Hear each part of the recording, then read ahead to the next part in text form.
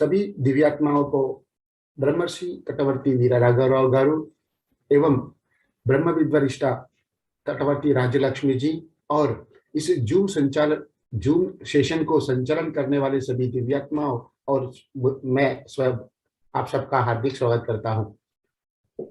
हर दिन यहाँ पे विशेष रूप से आत्मज्ञान के कोई ना कोई विषय के ऊपर हम ज्ञान प्राप्त करते हुए ध्यान साधना में लीन होने के लिए जो भी अंधविश्वास हम में है उसे दूर करते हुए परिपक्व और सही ध्यान साधना करने के लिए प्रेरित होकर हम यहाँ पे उपस्थित हो रहे हैं।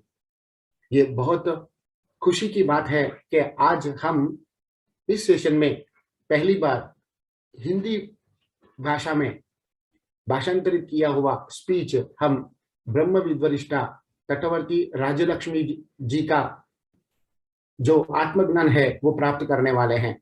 मैं इनके बारे में यदि इनका परिचय दूं तो हमारा जो 45 मिनट्स का जो समय है वो भी कम है। मैं इतना ज्यादा ना बोल करके मैं इतना ही कहूंगा कि इनकी जो दिव्यता है और इनका जो अद्भुत ज्ञान है वो इनके प्रवचनों के द्वारा महसूस करेंगे और ये उनमें से एक है जिनका स्वयं ब्रह्मर्षि पत्री जी भी इनके कार्यक्रमों के पीछे हमेशा तत्पर रहते हैं। जब वो गुजरात के यात्रा में हम पत्री जी को लेकर के सूरत, बड़ौदा, आनंद, अहमदाबाद जब रोड में हम ट्रैवल करते थे तो उस समय भी पत्री जी राज्यलक्ष्मी जी का क्लास कहाँ चल रहा है, उनका अपडेट क्या है वो भी वो जानते हैं। तो इनके क्लासेसों के बारे में भी वो चिंता करते हैं और PSSM मूवमेंट इनके आने के बाद में वो पूरी तरह से बदल गई है। ये दंपति की सेवा और इनकी जो प्रवचन है उनके द्वारा कहीं हजारों लाखों लोगों ने आत्मज्ञान की दिशा में आगे बढ़ते हुए मोक्ष सिद्धि को प्राप्त कर चुके हैं। मैं आगे की बातें ना करते हुए मैं चाहूंगा ब्रह्म विद्वरिष्ठा तटवर्ती राज्यलक्ष्मी जी को अब आगे की प्रवचन उनके द्वारा दे करके हमको आत्मज्ञान की दिशा में मंत्रमुग्ध करें। Over to you ma'am. Thank you. Thank you sir. Thank you ma'am. ముందుగా గురువు గారికి వందనాలు తెలియచేసుకుంటూ పాల్గొన్న అందరికీ కూడా కృతజ్ఞతలు తెలియచేసుకుంటున్నాను। आप सबका धन्यवाद। सबसे पहले ब्रह्मर्षि पितामह पत्री जी को धन्यवाद करते हुए सभी दिव्यात्माओं का राज्यलक्ष्मी जी हार्दिक स्वागत कर रहे हैं।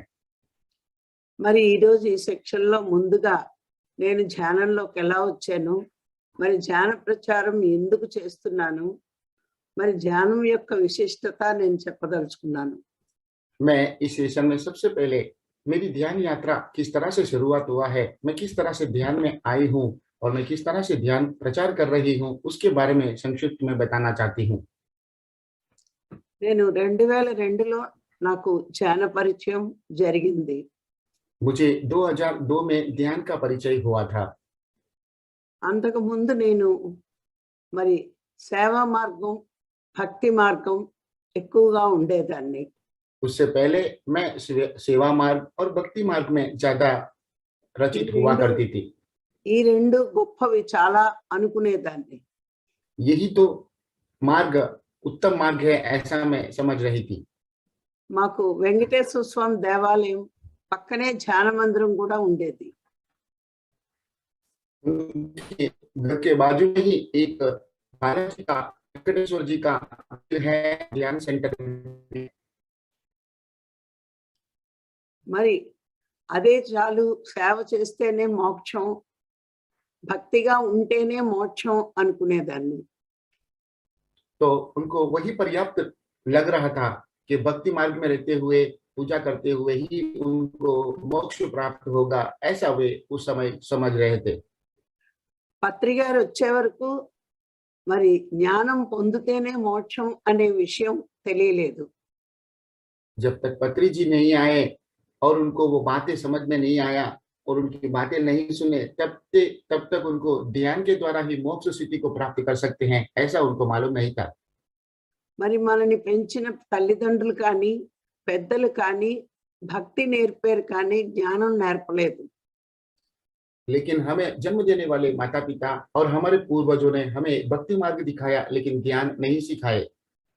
అందుకే మనకి ధ్యానం అంటే పెద్దగా అవగాహన లేక దాని మీద శ్రద్ధ చూపించలేదు।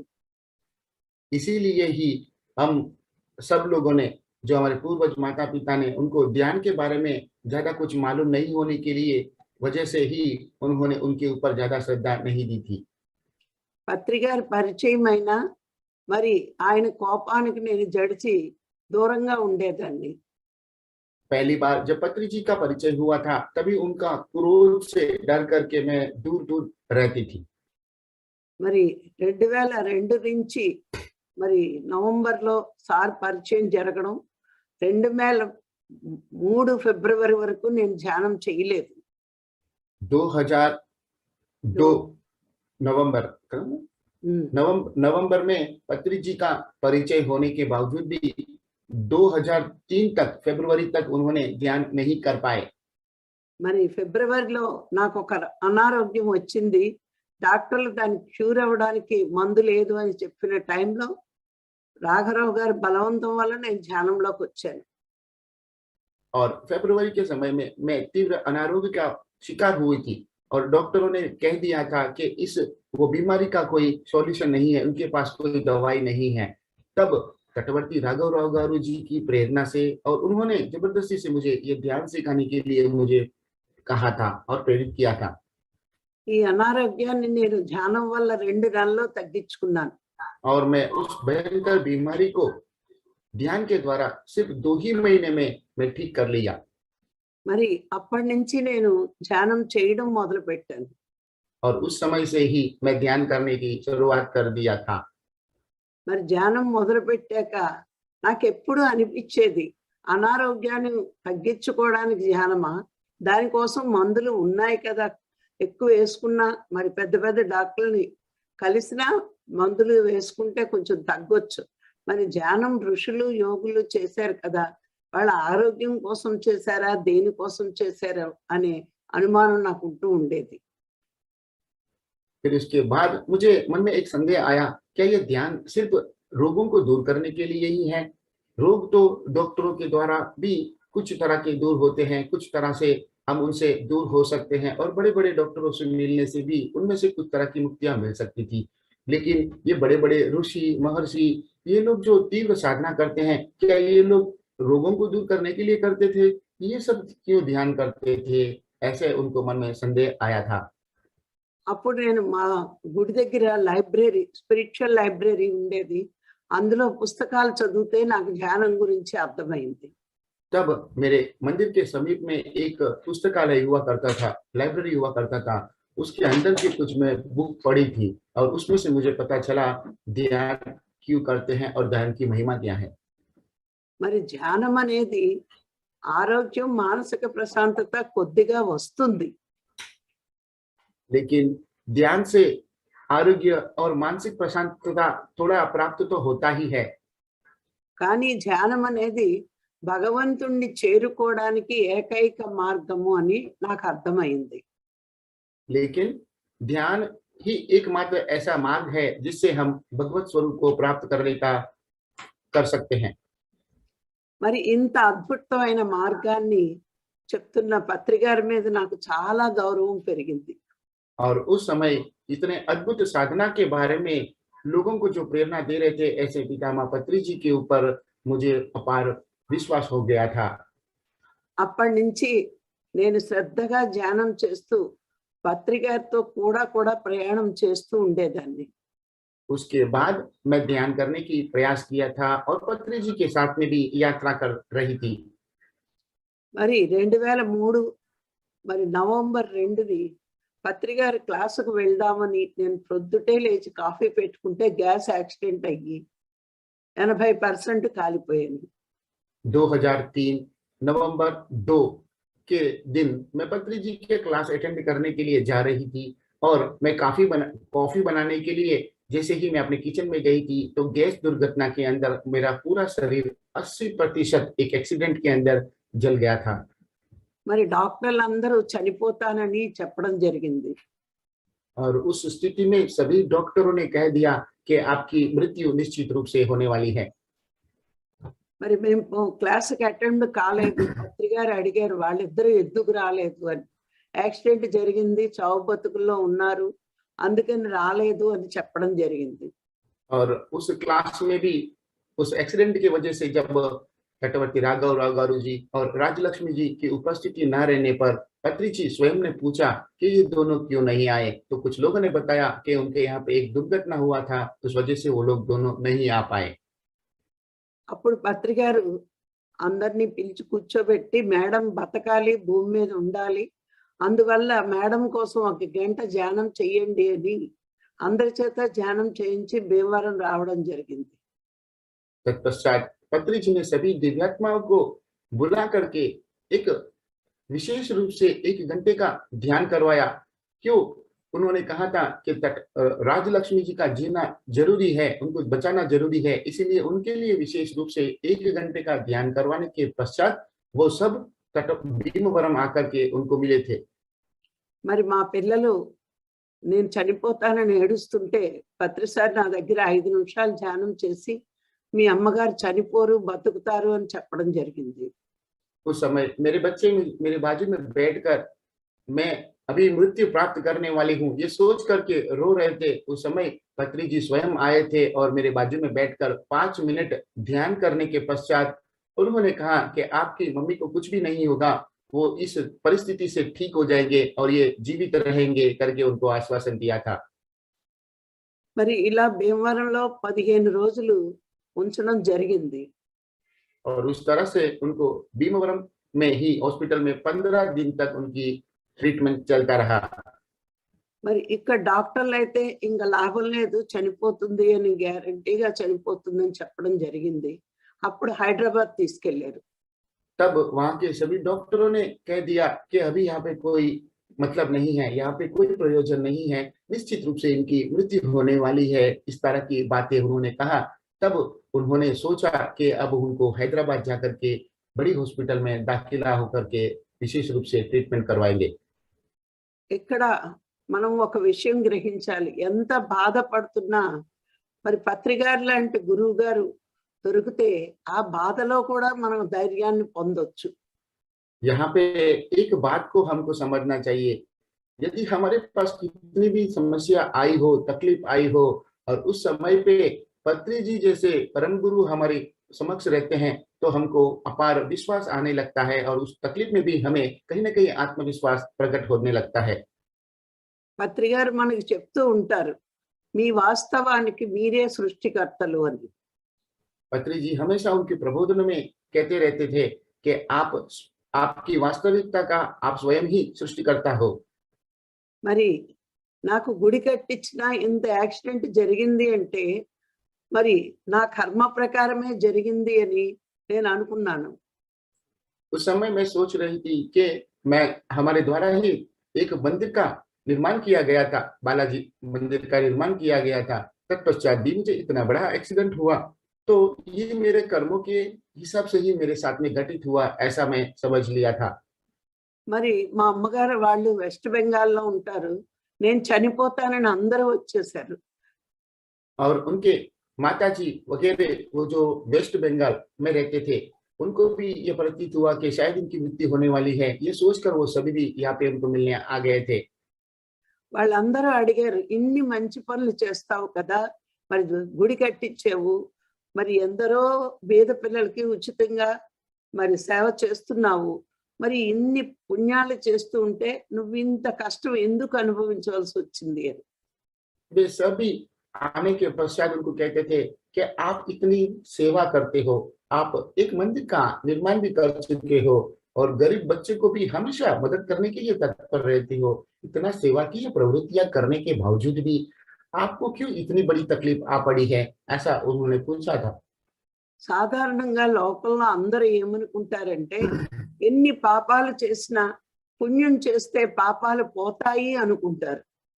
साधारण तरीके से इस दुनिया के सभी लोग यही सोचते हैं कि हम कुछ भी पाप करेंगे, उसके सामने यदि थोड़ा बहुत पुण्य करेंगे तो उसके सामने वो दोनों संतुलित होकर के हमारे वो पाप कर्म दूर होते हैं, ऐसा लोगों की मान्यता है। కానీ గురువు గారు చెప్తారు, పాపమైనా అనుభవించాలి, పుణ్యమైనా మనమే అనుభవించాలి. పుణ్యం చేస్తున్నాం కదా అని పాపాలు పోవు. लेकिन हमारे गुरु जी कहते रहते हैं पाप को भी अनुभव करना ही पड़ेगा और उसी तरह से पुण्य को भी भोगना ही पड़ेगा। हम पुण्य कर रहे हैं तो हमारा पाप चला जाएगा, ऐसा मानना गलत है। మహాత్ములకే కర్మ చేస్తే కర్మ అనుభవించక తప్పలేదు, మనలాంటి వాళ్ళకి సాధ్యమవుతుందా? महात्माओं को भी जब उन्होंने कर्म किया तो उन कर्म के फल से वो दूर नहीं रह पाए और उनको उसे भुगतना पड़ा। तो हम जैसे साधारण व्यक्तियां, क्या ये संभव, उनके लिए संभव है? అందుకే గురువు గారు చెప్పిన ఈ మాటలు నేను మననం చేసుకుంటూ ఎంత కాలి బాధపడుతున్నా నా పరములు దగ్ధమవుతున్నాయి అనే ధైర్యంతో ఉన్నాను నేను। और उस समय में भी मैं बहुत तकलीफ में होने के बावजूद भी गुरु जी के द्वारा दिया गया वो संदेश को, वो ज्ञान के बारे में मैं सोचते रहते हुए, ये तकलीफ में भी मेरे कुछ कर्म इस तरह से दूर हो रहे हैं, ऐसा सोच करके मैं अपने आप में आत्मविश्वास जगा रही थी। హైదరాబాద్ లో డాక్టర్లు కూడా చచ్చిపోతుంది అని చెప్పడం జరిగింది। మరి పత్రి గారి మాటల మీద నమ్మకంతో రాఘవరావు గారు ఇంకా చస్తే చచ్చిపోతుంది, బతుకుతే బతుకుతుందని జాయిన్ చేయడం జరిగింది। जब हैदराबाद में भी हम वहां पे पहुंचे थे तो वहां के बड़े डॉक्टरों ने भी यही कहा कि निश्चित रूप से इनकी मृत्यु होने वाली है। तत्पश्चात भी पत्री जी की कहा हुआ उन बातों को ध्यान में रख करके उनके ऊपर आत्मविश्वास होने की वजह से तटवर्ती राघवराव गारू जी ने, ठीक है इनकी मृत्यु होगा तो भी हम स्वीकार है, और यदि जीवित रहेंगे तो भी स्वीकार है, लेकिन हम इनका ट्रीटमेंट जरूर करेंगे, यह सोच करके उन्होंने उस हॉस्पिटल में दाखिला ली थी। మరి మర్నాడు పత్రి గారు మళ్ళా వచ్చారు, వచ్చి మేడం తప్పకుండా బతుకుతుంది అని చెప్పారు। और दूसरे ही दिन पत्री जी फिर से स्वयं आए थे और उन्होंने फिर से कहा मैडम को कुछ भी नहीं होगा, वो निश्चित रूप से बच जाएंगे इस परिस्थिति से। మరి మర్నాడు పత్రి మేడంని మరి నా దగ్గరికి పంపించారు। 5 రోజులు ధ్యానం చేయడానికి మేడంని పంపించారు। పత్రి మేడం వచ్చారు। పత్రి మేడంకి ధ్యానంలో జీసస్ క్రైస్ట్ హీలింగ్ ఎలా చేయాలో నేర్పించాడు। మరి మేడంను పంపించి నాకు ఆ మంటల నుంచి విముక్తి కలిగించడానికి హీలింగ్ చేయించారు। तत्पश्चात पत्री जी ने स्वयं स्वर्णमाला पत्री जी को, मैडम को कहा था कि आपको यहाँ पे मतलब राजलक्ष्मी जी के यहाँ जाना है और वहां पे रह करके उनको ध्यान करते हुए और उनको बचाने के हेतु विशेष रूप से उनको देखभाल करनी है। और उस समय वो जब ध्यान कर रहे थे तब स्वयं जीसस क्राइस्ट आकर के उनको किस तरह से हीलिंग करते हैं वो उनको सिखाया था। और उनके हीलिंग के द्वारा ही स्वयं स्वर्णमाला पत्री जी ने मैडम का हीलिंग कार्य करके और उनको जो आग से उनका जो शरीर 80% जल गया था, उनसे जो उनको जलन हो रही थी, उन जलन से उनको मुक्ति दिलाने के लिए उन्होंने 5 दिन रुक करके उनके लिए ध्यान करके हीलिंग किए थे। హైదరాబాద్ లో ఎందరో మాస్టర్ సీనియర్ మాస్టర్ని కొంతమందిని హాస్పిటల్ పంపించారు, కొంతమందిని ఇళ్ల దగ్గరే 40 days చెయ్యండి మేడం బతకాలి అని సార్ చెప్పడం జరిగింది। हैदराबाद के कई सीनियर मास्टरों को ब्रह्मर्षि पीतामह पत्री जी द्वारा यह कहा गया था कि आप लोग अपने अपने घरों में बैठकर मैडम के लिए विशेष रूप से ध्यान करें, और कुछ मास्टरों को हॉस्पिटल में भेजकर उनके बाजू में बैठ करके ध्यान करने के लिए भी पत्री जी ने कहा था। మరి రోజు ట్రీట్మెంట్ జరుగుతూ ఉండేది। అలా 2 నెలలు మరి పైనుంచి బ్లడ్ ఎక్కించేవారు, ఇంజెక్షన్ చేసేవారు। 2 నెలలు అయ్యేటప్పటికి శరీరంలో కదలిక పూర్తిగా ఆగిపోయింది। బ్లడ్ ఎక్కించడం మానేశారు, ట్రీట్మెంట్ మానేశారు। इसी तरह से 2 महीने बीत गए थे। डॉक्टर इंजेक्शनों के जरिए उनको ब्लड चढ़ा रहे थे और उनकी ट्रीटमेंट होते होते ही इसी परिस्थिति में वो ब्लड भी पूरा निकल रहा था और 2 महीने के बाद में उनके शरीर के अंदर एक तरह का मूवमेंट स्थगित हो गया था और उन्होंने उनकी ट्रीटमेंट भी उस समय बंद कर दिया था। కాలికి ట్రీట్మెంట్ చాలా భయంకరంగా ఉంటుంది। రోజు లావు దూదులు బాడీకి కట్టి మన్నాడు ఒక 200 సిలిండర్ బాటిల్స్ వంపి అవి చీము నెత్తురుతో తడిచి ఉండి అట్ల కడుతూ ఉంటే ఆ శరీరం నుంచి పీకుతుంటే నరకం కనిపిస్తూ ఉండేది। जो व्यक्ति आग में जलते हैं वो भयंकर होते हैं, उनकी जो दर्द होती है वो असह्य होती है। जैसे ही उनको अनेक तरह का रूह का छोटे छोटे टुकड़े बना करके उनके पूरे शरीर के ऊपर एक तरह का लेप बनाया जाता था, और उस दूसरे दिन उस लेप को जब वो जम जाते थे तो उनके अंदर सलाइन का जो बोतल होते हैं उनसे पूरा गीला करके फिर जो जमा हुआ जो पदार्थ होता है, जो रुई जो जम गई है, उनको पकड़ पकड़ के जब खींच खींच के निकालते थे तो उस समय जो पीड़ा होती थी वो बहुत ही भयंकर था, बहुत ही दर्दनाक हुआ करता था। అప్పుడు ఆ బాధ భరిస్తూ నేను అనుకునేదాన్ని, గత జన్మల్లో నేను ఎన్నో కోడిల్ని, మేకల్ని, రొయ్యల్ని, పీతల్ని ఇలాగే హింస పెట్టి, బాధ పెట్టి వండుకుని మాంసాహారం తిని ఉంటాను. అందుకే ఈ జన్మలో నేను ఇదంతా అనుభవిస్తున్నాను. మరి పూర్వజన్మ కృతం పాపం వ్యాధి రూపేణ పీడ్యతే అని కృష్ణ భగవానుడు చెప్పాడు కదా. మరి నేను తిన్న మాంసాహారం యొక్క ఫలితమే ఈ జన్మలో ఈ బాధ అనుభవిస్తున్నాను అని నేను తెలుసుకున్నాను. और उस समय जब उनके शरीर के ऊपर के वो रूह के जमा हुआ पदार्थ को निकाल रहे थे, तभी उन्होंने सोचा था कि पिछले जन्म में मैं अनेक मुर्गी, मछली और सोंडिया इत्यादि जो मांसाहार करते समय मैं उनके शरीर के ऊपर के उनके बाल को भी शायद मैं इसी तरह से निकाल करके उनका भोजन किया होगा, और उसी वजह से आज मेरी ये परिस्थिति आई है। और मैं इतने भयंकर परिस्थिति के अंदर भी दर्द में पहले से ही महसूस कर रही थी, उसके पश्चात भी मेरे ऊपर जो जम गए हैं वो पदार्थ को इस तरह से वो खींच खींच कर निकाल करके मुझे जो दर्द मिल रहा है, शायद ये इसी का परिणाम है जो भगवत श्री कृष्ण भगवान ने कहा था कि पूर्व जन्म कृतम पापम व्याधि रूपेण पीड्यते। तो शायद यही चीज ये मैं महसूस कर रही हूँ, ऐसा मैंने अनुभव पूर्वक समझ लिया था। మనం అందరము కూడా పాపాలు చేస్తున్నప్పుడు చాలా హ్యాపీగా పాపం చేస్తాం, కానీ దాని ఫలితం అనుభవించినప్పుడు చాలా బాధతో అనుభవిస్తాం. हम सब भी जब पाप कर्म करते हैं तभी हम बहुत खुशी से वो कार्य कर लेते हैं, लेकिन जब उनका परिणाम भुगतने की बारी आती है तब हमको बहुत ही दर्द महसूस होता है। మహాత్ములు ఒక మాట చెప్తూ ఉంటారు, భగవంతుడు మనని క్షమించినా మన కర్మ మనని క్షమించదు అని. महात्मा हो हमेशा ये कहते रहते हैं, यदि भगवान हमें माफ कर दिया तब भी हमारे द्वारा किया गया वो कर्म कभी भी हमसे दूर नहीं होती है, वो कभी भी हमें माफ नहीं करते हैं। అందుకే చూడండి, ఎంత పాపాత్ముడికైనా సరే భగవంతుడు ఈ సృష్టిలో అన్ని అనుభవించే హక్కు ఇస్తాడు. అది భగవంతుడి యొక్క కరుణ. కానీ మన కర్మ మనకి కష్టమే కలిగిస్తుంది. ఇది మన పాపకర్మ యొక్క ఫలితం. इसका एक उदाहरण देते हुए उन्होंने कहा, जैसे भगवान चाहे कितने भी पापी आत्मा हो उनको भी सभी तरह के भोग अनुभव करने के लिए उनको देते हैं, उसी तरह से हम जैसे लोगों को भी हमारे द्वारा किया गया उन पाप कर्मों का फल को अनुभव करने के लिए वो देते हैं। ये जो होता है वो पाप कर्मों का प्रतिफल ही है। అందుకే భగవంతుడు మనం క్షమించిన మన కర్మ మనల్ని క్షమించదు. इसीलिए हम कह सकते हैं कि भगवान हमें माफ करते हैं, करने के बावजूद भी हमारे कर्मों से हमें माफी कभी नहीं मिलती है। అందుకే మనకి జ్ఞానం పెరిగే వరకు ఈ కర్మ సిద్ధాంతం తెలియదు.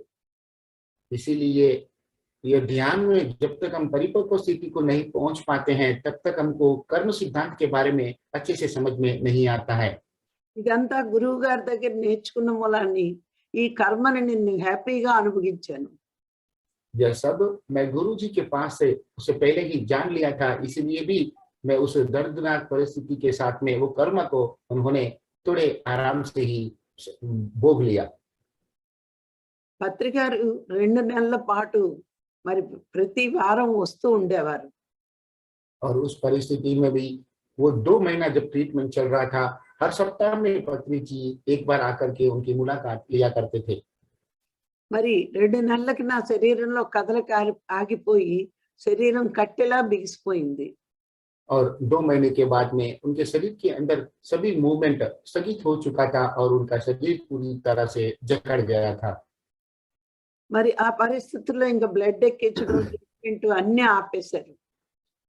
और उस परिस्थिति में उनको जो खून अब तक चढ़ा रहे थे वो भी, और उनका जो ट्रीटमेंट हो रहा था वह भी पूरी तरह से बंद कर दिया था। డాక్టర్లు చెప్పారు, మరి ఈవిడ ఎందుకు బతుకుతుందో తెలియదు, మెడిసిన్ ఇచ్చినా బ్లడ్ ఎక్కించినా ఇంకా లాభం లేదు, బాడీ రిజెక్ట్ చేస్తుంది కాబట్టి అన్ని ఆపేసి ఓన్లీ డ్రెస్సింగ్ చేస్తూ ఉండేవారు. तो डॉक्टर भी स्वयं ये बता रहे थे कि ये अब क्यों जी रहे हैं हमको पता नहीं। हम उनको ब्लड दे रहे थे और ट्रीटमेंट भी दे रहे थे, तभी भी उनका बॉडी उन सारी चीजों को रिजेक्ट कर रही है। इसीलिए हमने सभी तरह का वो ट्रीटमेंट बंद करके सिर्फ उनको ड्रेसिंग ही कर रहे थे, ऐसे करके उन्होंने बताया था। అలా మరి పత్రి గారు ఒక రోజు రావడం కూర్చుని నేల మీద కూర్చుని నా చెయ్యి పట్టుకున్నారు. ఈ చెయ్య పట్టుకుని కూర్చుంటే నేను చాలా ఏడ్చాను. और उसी समय एक बार पत्री जी आए थे और वो जमीन पे बैठ गए थे और उनका बायां हाथ पकड़ लिया और पकड़ करके उनको देख रहे थे। तो उसको पत्री जी को देख करके मैं बहुत रोई थी। ఎందుకంటే నా ఇన్స్టిట్యూట్ అంటే నాకు చాలా ఇష్టం, సేవ చేయడానికి బతకాలనుకున్నాను. మరి ఇలా మంచం మీద ఉంటే నేను ఏం సేవ చేయగలను, నాకు చచ్చిపోతే బాగున్ను అని అనిపిస్తుంది అని ఏడ్చాను. उस समय भी उन्होंने पत्नी जी को ये कहा था कि मेरा जो इंस्टीट्यूट है जहाँ पे मैं ध्यान सिखा रही थी वो मुझे अति प्रिय है। मैं सेवा करना चाहती थी, मैं जीवित रह करके मेरा जीवन भर सेवा करना चाहती थी। तो मैं इस तरह से मैं इस बेड पे बीमार होकर के इस तरह से पड़ी रहूंगी तो मैं कैसे सेवा कर पाऊंगी, मैं अब वो सेवा करने के लिए समर्थ नहीं हूँ। इस तरह से वो बात व्यक्त करते हुए मैं बहुत रोई थी। ఆ టైంలో పత్రి గారు చేయి పట్టుకుని ఒక గంట సేపు నచ్చజెప్పారు. ఏమని అంటే, నువ్వు బతుకుతావు, మామూలు మనిషి అయిపోతావు, అన్ని పనులు చేసుకుంటావు, నా మాట నమ్ము అని ఒక గంట బతిమాలారు. ఏడు పాపేది. उस समय स्वयं पति जी ने उनका हाथ पकड़कर 1 घंटे तक उनको मनाया था। उनको कहा आपको कुछ भी नहीं होगा, आप पूरी तरह से स्वस्थ हो जाओगे, आपकी सभी ये समस्याएं दूर हो जाएंगे, आपका जीवन के सभी कार्य आप स्वयं कर पाओगे, उतना आप फ्रेश हो जाओगे। इस तरह से उनको 1 घंटे तक लगातार उनको समझाया और उनको आत्मविश्वास दिलाए थे। నువ్వు బాగుంటావు, అన్ని పనులు చేసుకుంటావు, విదేశాలకు వెళ్ళి ధ్యాన ప్రచారం కూడా చేస్తావు, నా మాట నమ్ము అని చెప్తే నేను చెయ్యగలనా అని పత్రి గారి మాట నాకు ఎట్లా అనిపించింది అంటే, చిన్నపిల్లల్ని తండ్రి బుజ్జగించినట్టు చెప్తున్నాడు కానీ ఇది సాధ్యమా అనిపించింది. जब पत्री जी मुझे इस तरह की बातें करते थे कि आप ध्यान करोगे और विदेश यात्रा करके भी ध्यान प्रचार करोगे और सभी तरह के कार्य आप स्वयं ही खुद कर लोगे, इस तरह की बातें जब पत्री जी करते थे, बोलते थे, तो ये सब सोचने के बाद में, सुनने के बाद में मुझे ऐसा प्रतीत होता था, क्या ऐसा संभव है? एक छोटे बच्चे को जब उनके पिताजी कुछ बातें बताने के लिए, खुश करने के लिए बात करते हैं तो वो मान तो लेते हैं, लेकिन उनको एक डाउट आता है कि ये सब मैं कर पाऊंगी क्या? तो इस तरह का मुझे भी उस समय विचार आए थे। అలా నచ్చ చెప్తూ నన్ను పడుకోమని చెప్పి నానాటి బతుకు పాట పాడారు. గంట సేపు పాట పాడి నన్ను పడుకోబెట్టారు. పడుకోబెట్టి బయటికి వెళ్ళిపోయారు. उसी तरह से मुझे 1 घंटे तक आत्मविश्वास देने के बाद में मुझे सोने के लिए कहा था और मैं सोने की प्रयास कर रही थी। और उस समय नानाटी बतकू नाम का एक गाना उनके द्वारा ही डेवलप किया गया था। वो गाना गाते गाते उनको सुलाया, फिर बाद में वो वहां से चले गए थे। మరి అప్పటి నుంచి మెడిసిన్ లేకుండా ఓన్లీ డ్రెస్సింగ్ మీద నేను నెల్లాళ్ళకి బ్రతికి బయటకు వచ్చాను. और उस दिन के बाद से बिना दवाइयों का ट्रीटमेंट से 1 महीने के अंदर ही मैं बिना ट्रीटमेंट से ही स्वस्थ होकर के उस हॉस्पिटल से बाहर आ गई थी। నన్ను ఇంటికి తీసుకెళ్లేటప్పటికి శరీరం కదలిక లేదు, ఏదీ లేదు. డాక్టర్లు అన్నారు ఒక 6 నెలలు ఫిజియోథెరపీ చేస్తే నడవచ్చు అన్నారు.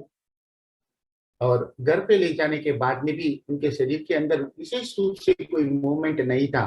तो डॉक्टरों ने कहा 6 महीने तक इनको फिजियोथेरेपी नाम की वो ट्रीटमेंट देना पड़ेगा, तो शायद 6 महीने के बाद में ये चल पाएंगे। అప్పుడు రాఘవరావు గారు ఇంకా 4 నెలల హాస్పిటల్లో ఉంది, ఇంకా వద్దు ఇంటికి తీసుకెళ్ళిపోతానని చెప్పి 2 నర్సుల్ని పెట్టారు.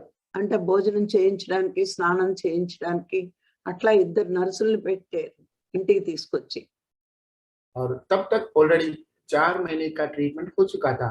तो राघव राव गारू जी ने भी ये कह दिया कि अब हमें ज्यादा समय हॉस्पिटल में बिताना नहीं है। तो वहां के 2 नर्स को ले जा करके उनके भीमवरम गांव में उनका ट्रीटमेंट करने हेतु वहां पे लेके गए थे कि वो 2 नर्स के द्वारा उनको नहलाना और उनकी ट्रीटमेंट करना और इत्यादि सेवा करने के लिए विशेष रूप से 2 नर्स को उन्होंने अरेंज कर लिया था।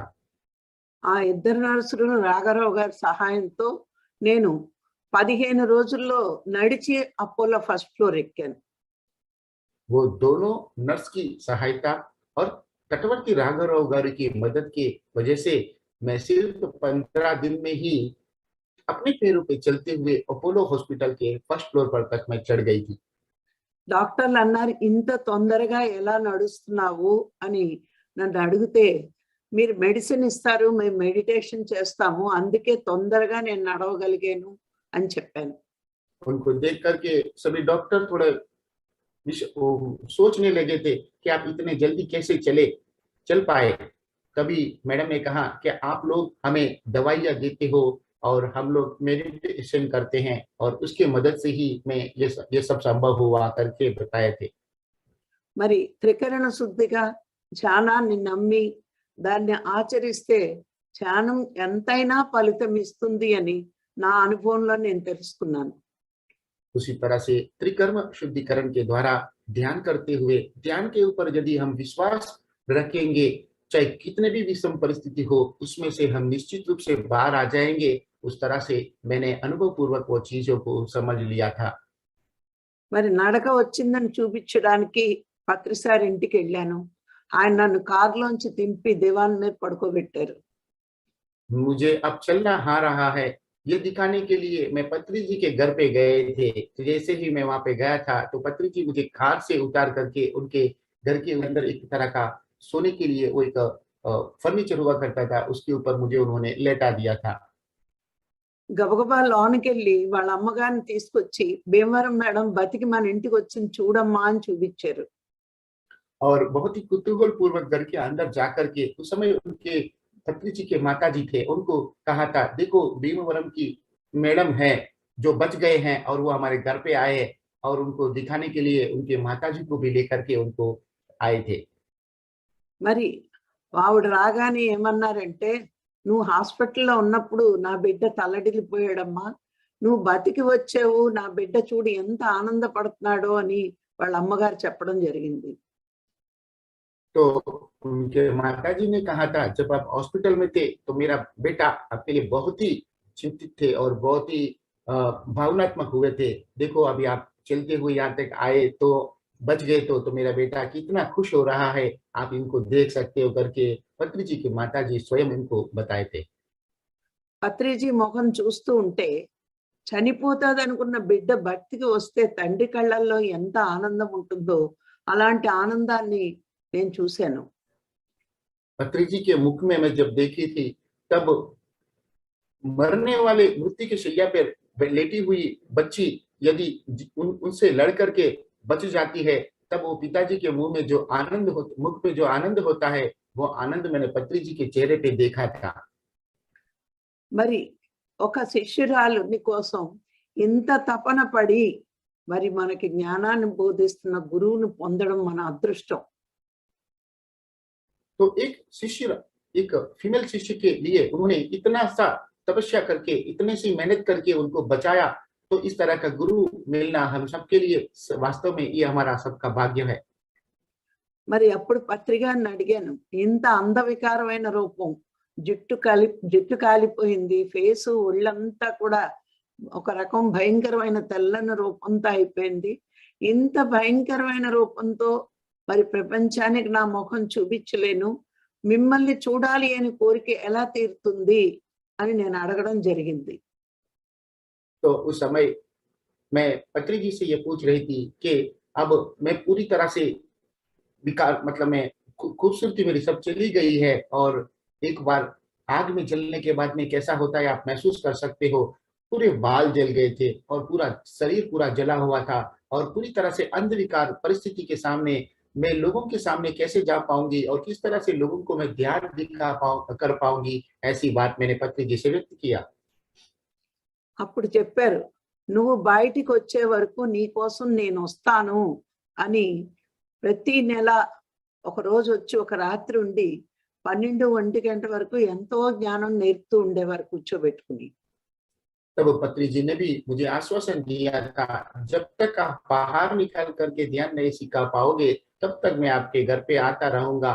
और ये बात उन्होंने कहकर तब तक उन्होंने हर महीने में एक बार उनके घर पे आते थे और पूरी रात वहां पर रुकते थे और एक रात को 12 बजे से 1 घंटा विशेष रूप से ध्यान करते हुए और उनको ध्यान की महिमाओं के बारे में बताया करते थे। మరి అలా 2 సంవత్సరాల పాటు పత్రి గారు నా కోసం రావడం జరిగింది. इस तरह से 2 साल तक हर महीने पत्री जी उनके लिए उनके यहाँ पे जाकर के उनको ध्यान सिखा रहे थे ఎంతో జ్ఞానము నేర్పుతూ ఉండేవారు నాకు. और अपार ध्यान के बारे में उनको बताया जाते थे, उनको सिखाया जाता था। మరి పత్రి గారు చెప్పి వెళ్ళిపోయాక కూడా నేను ఈ 2 సంవత్సరాలు రోజుకి 6 గంటలు 7 గంటలు ధ్యానం చేస్తూ ఎన్నో బుక్స్ చదివేదాన్ని. पत्री जी के सिवा उनका ध्यान सिखाने के क्लास के बाद में जब वो चले जाते थे उसके पश्चात भी मैं हर दिन 6 से 7 घंटा ध्यान करती थी और कहीं पुस्तक में पढ़ते हुए अपने ज्ञान को बढ़ा रही थी। 2 సంవత్సరాలు అయ్యేటప్పటికి మళ్ళా నాకు జుట్టు రావడం, ఐబ్రోస్ రావడం, మరి ముఖం అంతా కవర్ అవ్వడం, ఇవన్నీ మెల్లిమెల్లిగా జరిగినాయి. మరి కాలిపోయిన వాళ్ళకి మరి జుట్టు రాదు, మరి ముఖం అంతా ముడతలు పడిపోయినా మామూలుగా రాదు. మరి నాకైతే 2 సంవత్సరాల్లో మళ్ళా నా రూపం కొద్దిగా కవర్ అవ్వడం మొదలుపెట్టింది. ఈ జ్ఞానము నేర్చుకుంటున్నాను. అప్పుడు నేను పత్రి గారిని అడిగాను, మరి ఇంత అద్భుతమైన ధ్యానం నాతోనే అంతం అవ్వాలా? మీరు చెప్తున్నదంతా నాతో అంతం అవ్వాలా? అందరికీ ఇవ్వాలా అని నాకు మదనుండి నేను కూడా ధ్యానం చెప్తాను సార్ అన్నాను నేను. 2 साल के पश्चात जब वो पूरी तरह से उसमें से मुक्त हो गए थे तो तभी उनके धीमे-धीमे से उनके बाल भी आने लगे थे और उनके आईब्रोज भी आने लगे थे। फिर उनको देखने के बाद में उन्होंने पत्री जी को पूछा कि ये संभव है क्या? पूरी तरह से जब जल जाते हैं तो उनको बाल नहीं आते हैं और चेहरा जो पूरी तरह से एक तरह का जला हुआ चेहरा हमें हमेशा महसूस होता है और वो कभी भी रिकवर नहीं होता है, लेकिन उनका चेहरा भी रिकवर होने लग गया था और वो पूरी तरह से जैसे उनकी जो खूबसूरती थी वो आने लगा था। उस समय उन्होंने कहा पत्री जी से कि इतना अद्भुत ध्यान साधना जो है, जो क्या ये मुझसे ही अंत होना चाहिए? नहीं, ये सारी साधना को, ये अनुभव, ये ध्यान को मुझे औरों को भी बताना है। इस तरह की इच्छा उनके सामने उन्होंने व्यक्त किया था। మనకి ప్రాపంచిక జీవితంలో చాలా అహంకారాలు ఉంటాయి. అందం ఉందని, డబ్బు ఉందని, పదవులు ఉన్నాయని, మరి డిగ్రీలు ఉన్నాయని, ఇలాంటి అహంకారాలు చాలా ఉంటాయి. నాకు అవన్నీ ఉండేవి. प्रापंचिक जीवन में हमें अनेक तरह के अहंकार होते थे कि मेरे पास बहुत सारा धन है, मेरे पास खूबसूरती है, मेरे पास होदा है, मैं बहुत कुछ कर सकती हूँ। इस तरह के बहुत कुछ अहंकार होते थे और मेरे पास ये सारी स्थितियां उस समय उपलब्ध थी। ఆ అహంకారంతో మనం ధ్యానం చేస్తున్నా 10 మందికి చెప్పాలని అనిపించదు.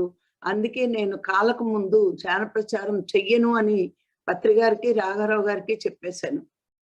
उस अहंकार में जब रहते हैं तब हम ध्यान करने के पश्चात भी 10 लोगों को भी ध्यान करने के लिए हमें प्रेरणा नहीं मिलती थी। इसीलिए उस समय पे जब ये मेरा एक्सीडेंट हुआ था उससे पूर्व में पत्री जी को और स्वयं तटवर्ती राघवराव गारू को मैंने ये साफ शब्दों में कह दिया कि मैं ध्यान का प्रचार कभी नहीं करूंगी। ఎప్పుడైతే నేను కాలిపోయానో, పత్రి సార్ నాకు అన్ని నేర్పుతున్నారో, అప్పుడు నాకు ఒక ఆలోచన వచ్చింది. పత్రి గారే మనకి చెప్పకపోతే మనకింత జ్ఞానం వచ్చేదా? ఇంత సాధన చేసేవాళ్ళమా? మరి పత్రి గారు మనకి చెప్పినట్టే మనము అందరికీ చెప్పాలి అని నాకు అప్పుడు అర్థమైంది. जैसे मैं एक्सीडेंट में पूरी तरह से जल गई थी और उनमें उसमें से बच गई थी, तब मुझे एक विचार आया, यदि पत्री जी इतना अद्भुत ध्यान साधना के बारे में मुझे नहीं बताए थे तो क्या मैं इसके अंदर बच सकती थी? तो उनके प्रयासों से यदि मेरा जीवन बदल गया है तो मुझे भी प्रयास करना चाहिए, इतना अद्भुत ज्ञान औरों को बताना चाहिए ताकि औरों को भी जीवन में इस तरह का बदलाव आए और वो भी अपने जीवन में इस तरह की विषम परिस्थितियों में बच सके। ऐसा मुझे विचार आया था। మరి అలా అనుకునే నేను 2005 నుంచి ధ్యాన ప్రచారం మొదలుపెట్టాను.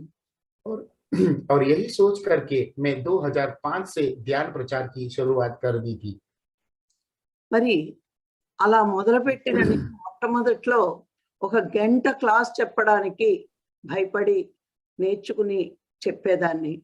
మరి ఈ రోజున మీరు ఎన్ని రోజులు క్లాస్ చెప్పమన్నా చెప్పగలిగే స్థాయికి ఎదిగాము అంటే పత్రిజీ నేర్పిన ధ్యానం, ధ్యానం ఈ రెండిటి వల్లే ఈ రోజు మనందరము ఇంత బాగా ఎదుగుతున్నాం. तो शुरुआत के समय में जब मैं ध्यान प्रचार करने के लिए जाती थी, तो एक समय का ध्यान और उनका शिक्षण देने के लिए मुझे बहुत सारा प्रिपरेशन करना पड़ता था और मैं डरती भी थी। लेकिन जैसे-जैसे अभी आप में देख सकते हो, मैं आपको कई घंटों तक लगातार ध्यान सिखा सकती हूँ और समझा सकती हूँ। तो इसके पीछे पत्नी जी द्वारा दिया गया वो ध्यान और ज्ञान का जो प्रशिक्षण है, वही जवाबदार है। పత్రి గారు నిరంతరము ప్రయాణం చేసి ఎంతో మంది ధ్యానుల్ని తయారు చేశారు. మనలాంటి శిష్యుల్ని తయారు చేశారు. మరి ఒక్క వ్యక్తే ఇంతమందిని తయారు చేస్తే మరి ఇంతమంది శిష్యులు ప్రపంచాన్ని ధ్యానమయంగా మార్చలేమా? जब स्वयं पत्री जी अनेक तरह के प्रयाणों करके इधर-उधर यात्रा करके और एक शिष्य को लिए भी इतना मेहनत करके यदि वो इतना मेहनत करके वो ध्यान सिखा पाएंगे, अनेक शिष्यों को जब उन्होंने बनाया, तो एक व्यक्ति द्वारा इतने शिष्य बन सकते हैं, तो अनेक शिष्यों द्वारा क्या हम पूरी जगत को ध्यान में नहीं कर सकते थे? ऐसा विचार आया। మరి ఇంత ఆనందాన్ని పొందుతున్న నేను ఎప్పుడు అనుకుంటాను, నేను ఎంత ధ్యాన ప్రచారం చేస్తానో అదంతా గురువుకిచ్చే గురుదక్షిణ అనుకుంటూ నేను ధ్యాన ప్రచారం చేస్తూ ఉంటాను. तो ये बात समझ करके मैं जितना भी ध्यान प्रचार करती थी, मुझे अनेक तरह का आनंद प्राप्त हुआ करता था और उसके प्रतिफल में जो भी लोगों को जो खुशी और आनंद प्राप्त होता था, यही मेरा गुरु दक्षिणा है और इसका जो भी प्रतिफल है, मैं गुरु जी को समर्पित करूंगी। ऐसा सोच करके मैं ध्यान प्रचार करने लग गई।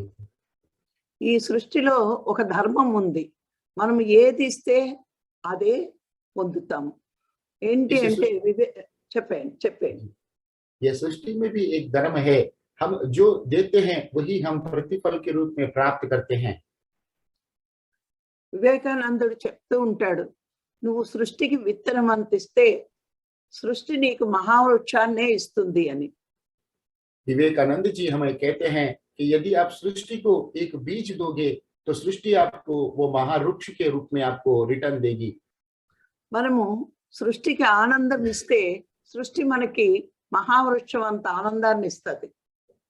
यदि हम सृष्टि को थोड़ा आनंद देंगे, तो सृष्टि हमें महावृक्ष के रूप में और उतने पर्याप्त आनंद को लौटाती है। అందుకే మనము ఒక విత్తనం అంత ధ్యానం ఇచ్చి జ్ఞానం ఇస్తే వాళ్ళు మహావృక్షం అంత ఆనందాన్ని పొందుతారు, మనకు కూడా వస్తుంది.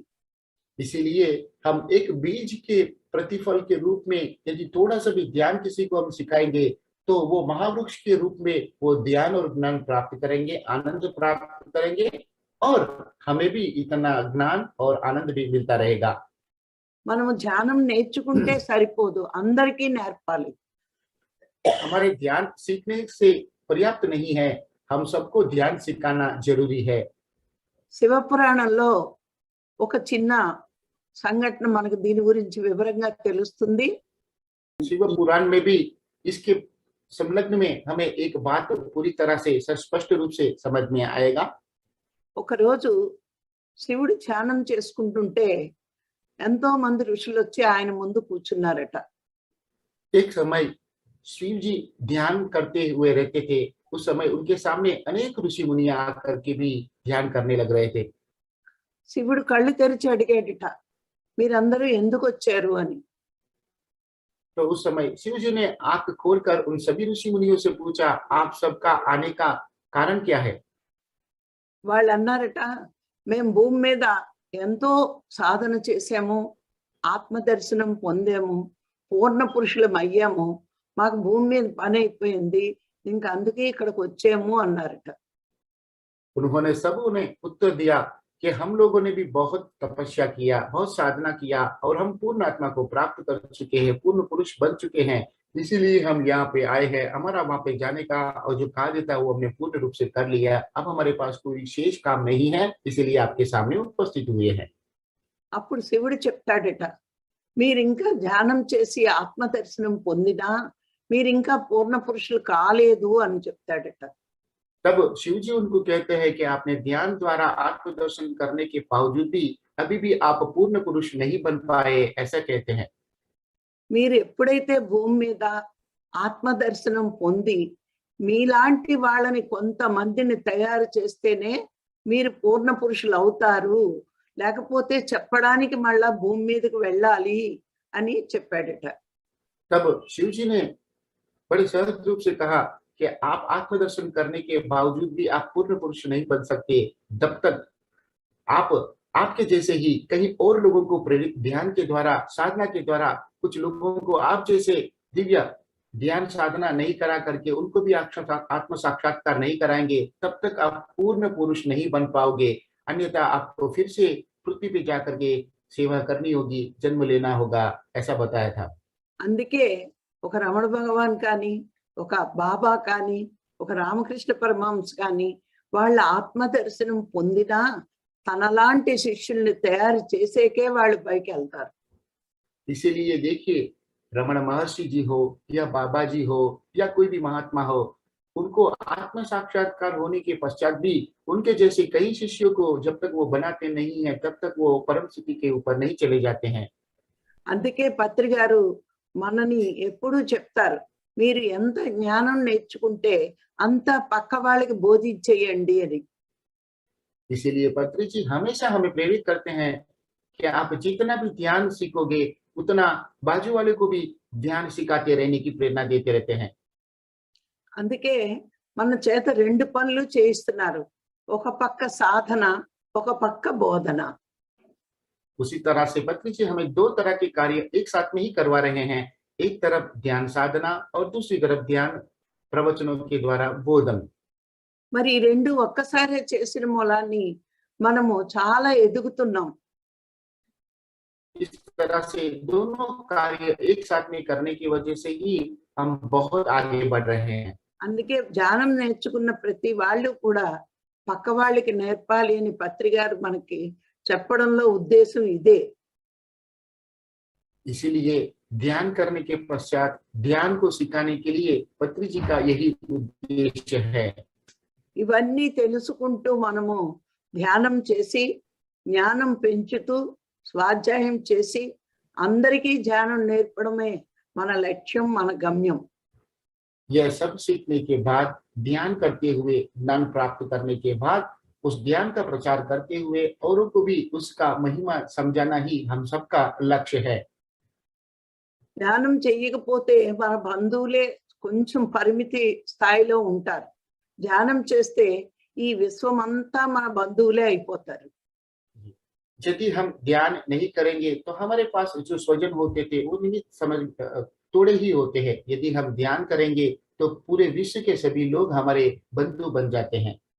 బుద్ధుడు చెప్తాడు, అందరికీ విశ్వ ప్రేమ ఉండాలి అని. మనం ధ్యానం నేర్తేనే మనలో విశ్వ ప్రేమ వస్తుంది. बुद्ध जी भी कहते थे कि हम सबको भी विश्व प्रेमा होना चाहिए, विश्व के प्रति प्रेम होना चाहिए। यदि हम ध्यान करेंगे तो ही हमको इस तरह का प्रेम हमें जागने लगता है। మనకి మనుషుల మీదే కాదు, పశువులు, పక్షులు, మరి అన్ని జంతువుల మీద ప్రేమ మనకి ధ్యానం చేస్తేనే వస్తుంది. हमें इंसानों के प्रति नहीं, वृक्ष, पशु, पक्षी सभी के ऊपर यदि प्रेम चाहिए तो वो ध्यान द्वारा ही संभव है। నేను ధ్యానం చేసి తెలుసుకున్నాను ఇవన్నీ. అందుకే నేను ధ్యాన ప్రచారం చాలా ఇష్టంగా చేస్తాను. ఎందుకంటే భగవంతుడి దృష్టిలో మనందరము ఆయన బిడ్డలం. మనందరము సఖ్యతగా, ఐక్యతగా ఉంటేనే భగవంతుడికి నచ్చుతాం. मैंने ये ध्यान द्वारा ही समझ लिया था, सीख लिया था, इसीलिए मैं इष्टपूर्वक अपने इच्छा अनुसार ही ये ध्यान प्रचार में करती हूँ। और क्योंकि विश्व के अंदर हम सब भी परमात्मा के ही संतान हैं और इस वजह से ही हम इस तरह के कार्य करने के लिए प्रेरित होते हैं। అందుకే నేను ఇష్టంగా ధ్యాన ప్రచారం చేస్తున్నాను.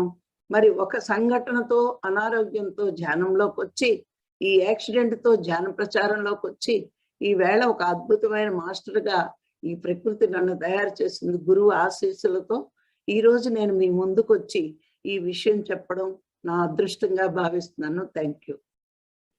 उस तरह से एक एक्सीडेंट के रूप में जब मैं आई थी और उसमें से जब ध्यान के द्वारा बाहर आई थी, तब मैं जाकर के ध्यान की महिमा के बारे में समझ पाई थी और वहां के बाद में गुरु जी की प्रेरणा से अद्भुत ज्ञान प्राप्त करके मैं एक ग्रेट मास्टर बन करके आप सब लोगों को भी इसकी प्रेरणा दे रही हूँ। तो इतना अद्भुत मौका देने के लिए, अद्भुत मौका प्राप्त करना ये मेरे लिए सौभाग्य है और इसीलिए मैं आप सबका भी और गुरु जी का भी धन्यवाद करती हूँ। చాలా అద్భుతంగా చెప్పారండి. Thank you. मैं मैडम की जो आज उनका ध्यान अनुभव के बारे में उन्होंने जो बताया, वो सुनते सुनते शरीर के रुआटे सब पूरे खड़े हो गए थे।